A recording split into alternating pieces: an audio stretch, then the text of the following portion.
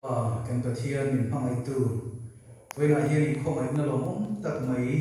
atharin kan lo chang le ta a Christian Hospital a umte lai kan chapel in khom huna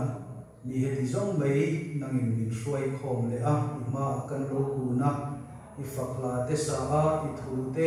ngai tha a I mingai pol ho le turin hun tha te min siam saka kan lo e malom thu kan che ni Amen. hun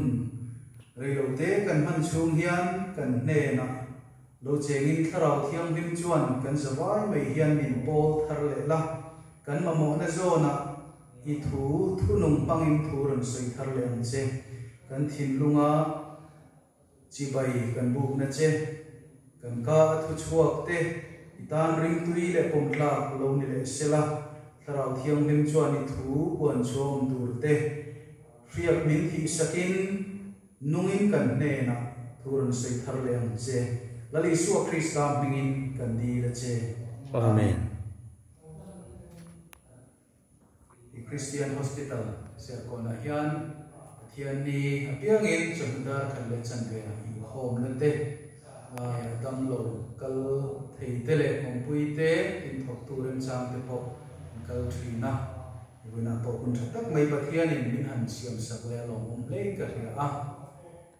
kal ang te tam thei lo mai la lali suan ka mingami pani pathum anin khom na pianga chuan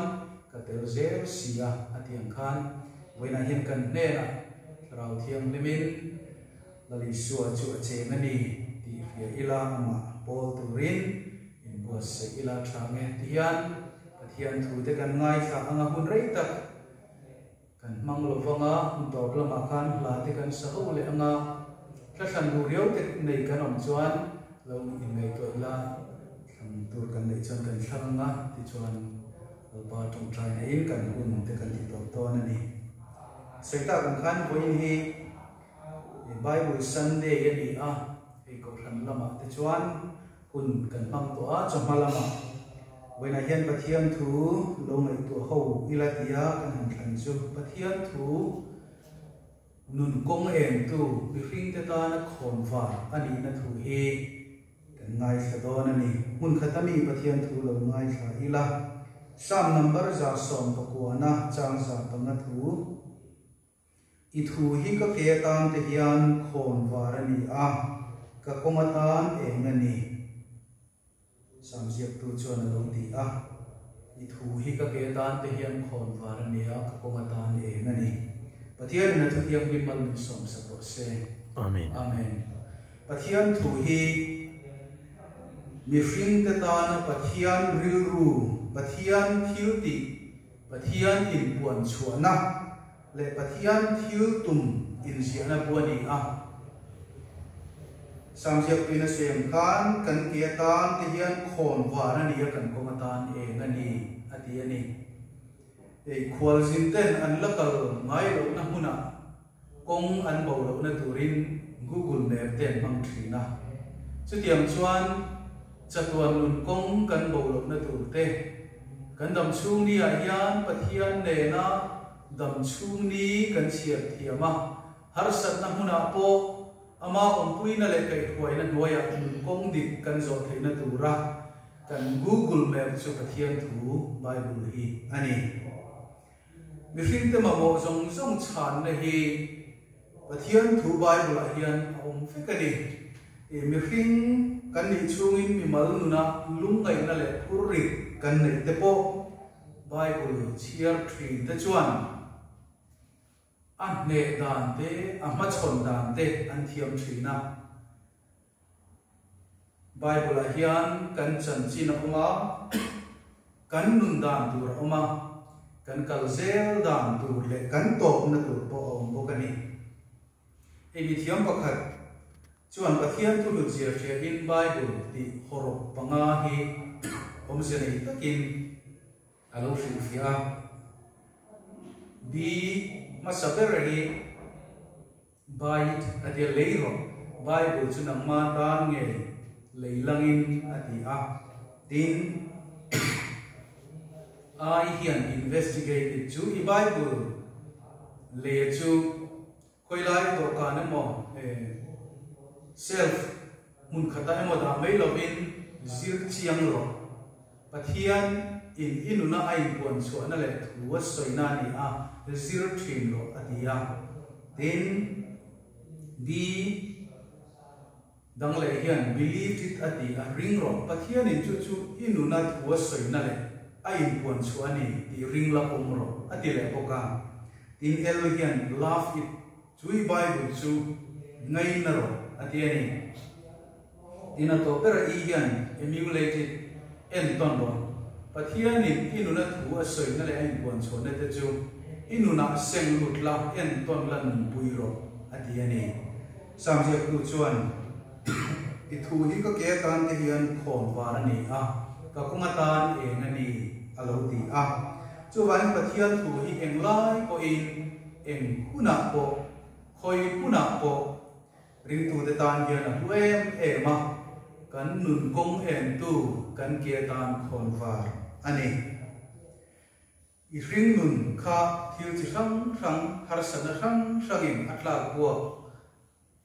sang che point bible a hian a chan na chu omani pathian thu a hian chung har san na kan nei te chu kan zong thin tu ani pathian in a hlat che mo iti chang te sam number za som thum le pakwa na te kha han chia the ni la har san na kan to te mang an na kan chunga lo thlen te hian kan trong trai point pathian hi a re vung fu ka hriat chang te kan nei thina pathian hian min hlat tamayem ni chang te po hi om fu thina nei chu tiang hun lo thlen chuan sam jiak tu ina sayang hian lalpa chuan mun takin min en chua ka kan ngai to na te po hi hlat ta ka tang hian a fe ka kan kal le kan mu te min en mun thina kan nung lam le kan malama min huala lalpa hian mi te hi min kal san ngai lo wani ti hi min hriat chua tir le thin ani tin lung kham buai na kan nei chang te in pathian chu kan in hum him na le kan chap na mang an lai kan pui var tu nai reng ani je te hian min khamwa na min ti chap thar le thina tin lung mai na le mang an na kan to lai te po in chu pathian thu te chuan in min fuya min ti chap thar le thin alo ni tin pathian mal som na i thei hi don chang pia te hian sam za le pathum na te khan chia thin la sam jiak tu chuan o kan na lalpa chu fak la ka ko chunga om zong som te wa ming thiang lim chu fak ro lo ti a pathian kan chunga that na te agil nei na te a khomai na kan don zong som te hi han chu thar le thin ni la pathian hi fak na chan tu ro patam em te ro pathian chunga hian lom na chan tu hi patam em har san na le mang an nei min der chang te ko in lalpa that na han khiat thar le thin hian min ti chak thar le thin ani nun ha chok nai ma lain mathai ung som pakhat thuwa la le swan nang ni khoprim le thur zong som te u kan ne na lo kal u la ke man ka chok ti rang chu ati thu te kha han chiar le thin la lalpa kan thur ri te le kan thlu ru a ama nen kan pan hi chuan ha chok na min lo te le thin alo ni tin kutling lova sum la ku mai du na thilung kan pu chang te sum tam ta kai ming that thang zo tu ani zia te tang ka le rang ka chakai du sak na angai na thong zia le atu zia te min fiat thar ti le thina fellow ta ka ti tu te kan mu changa chu tiang mi te chu an ding chang wa ka kan hiat la ya o ve mai na thilung alo kal chang te hian thil thalo ti tu te wangin in tilung ngai lo su la fellow takati te chu o thek su lo be tangina thukin anom thuai an him hring an angin an buai don si a lalpa chu ring la thil tha ti ro he rama hianom lari nom la zel ro ati thu te hian kan nun hi min lo fun thara min lo ti chak thar le thin alo ni pathian thu hi ring tu te tan khon war kan nun min khal ngil tu ani mai pe lama hian sual la kamin ve tu te khem na min de tir tu te ani bokani sam jiak tu chuan lấy rolling yang tin nghe ông đàn là tị thiêng thì mong adia chan na aron soi nga la I thuông dễ là ông đàn về trả in tị anh I chung at thil ka tị sual nan I thu te chu ka thil lunga ka khol khoma tị a và thiêng thu kan lo chia thin kan lo riết thin te khan khem na kan to cham te in ne na min pe thi na chak na thar min pe le thin alo ni kan la li so ngai ko thale ra ni som li le san som li chamaya online khan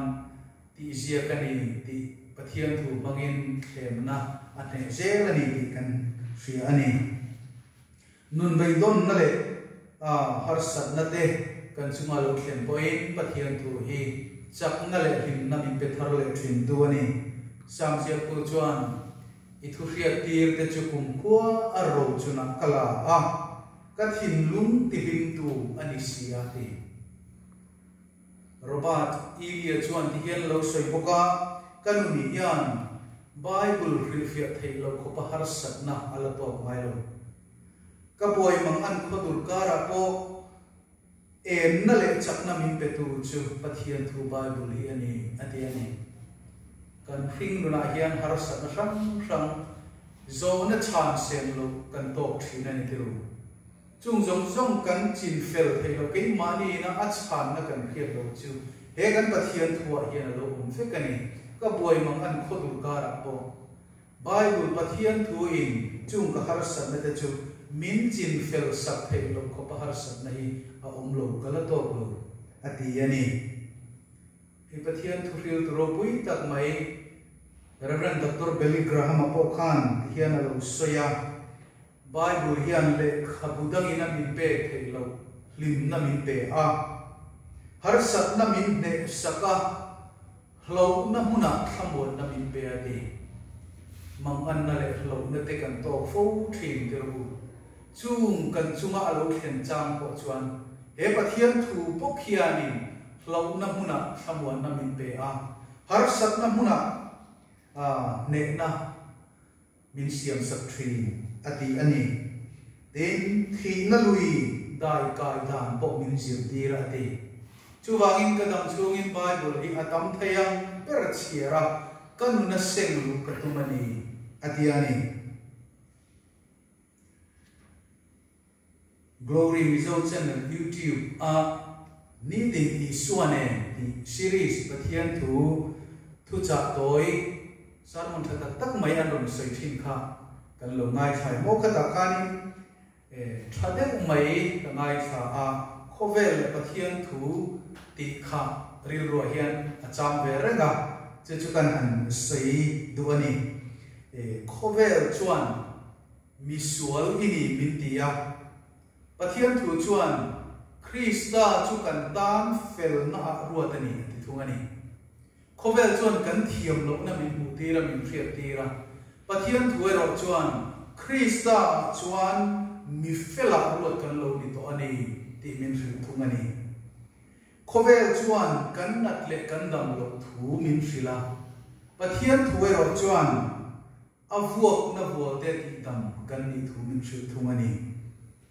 khovel chuan inu na nia idu dan ta ni umro atia pathian thu ero chuan nun hi Krista ni alo ti thungani tin khovel chuan aglo thu te mi rila pathian thu ero chuan thamuang takin umro u ke khovel ka ngam ta alo ti thunga khovel chuan mi van duai ni min ti a pathian thu ero chuan a thu zom tu te ero chu mini lo mi ham tha inni min ti thungani